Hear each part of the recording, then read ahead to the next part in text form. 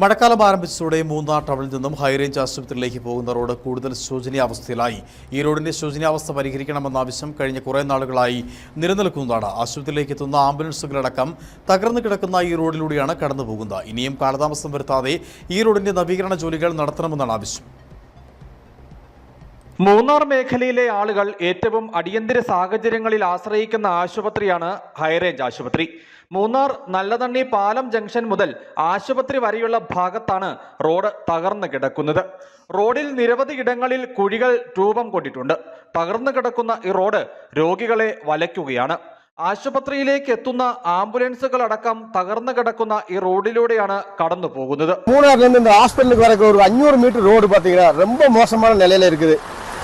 இந்த ரோட்டு வழியா இந்த கேடிஎஃப் தமிழோட எம்பி போறாரு, இந்த ஹாஸ்பிட்டல் டீன் போறாரு, இந்த ரோட்டு வழியா பல அரசியல் அதிகாரிகள் போறாங்க, എല്ലാ അധികാരികളും പോരാതെ ഈ റോഡ് സരി പറയുന്നത് ആരും മുൻവര മാട്ടേങ്ക. മഴക്കാലം ആരംഭിച്ചതോടെ ഈ റോഡിന്റെ അവസ്ഥ കൂടുതൽ ശോചനീയമായി. തകർന്നു കിടക്കുന്ന റോഡിലൂടെ ഇരുചക്ര വാഹന യാത്രികരും മറ്റ് ചെറുവാഹനങ്ങളും ഏറെ പ്രയാസപ്പെട്ടാണ് കടന്നു പോകുന്നത്. ഇരുചക്ര വാഹന യാത്രികർ അപകടത്തിൽപ്പെടുന്ന സംഭവങ്ങളുമുണ്ട്. മൂന്നാറിലേക്ക് എത്തുന്ന വിദേശ വിനോദസഞ്ചാരികളടക്കം ചികിത്സയ്ക്ക് ഹൈറേഞ്ച് ആശുപത്രിയിൽ എത്താറുണ്ട്. ഇവരൊക്കെയും തകർന്നു കിടക്കുന്ന ഈ റോഡിലൂടെ സഞ്ചരിക്കണം. ഇനിയും കാലതാമസം വരുത്താതെ ഈ റോഡിന്റെ നവീകരണ ജോലികൾ നടത്തണമെന്നാണ് ആവശ്യം. News bureau, Adimali.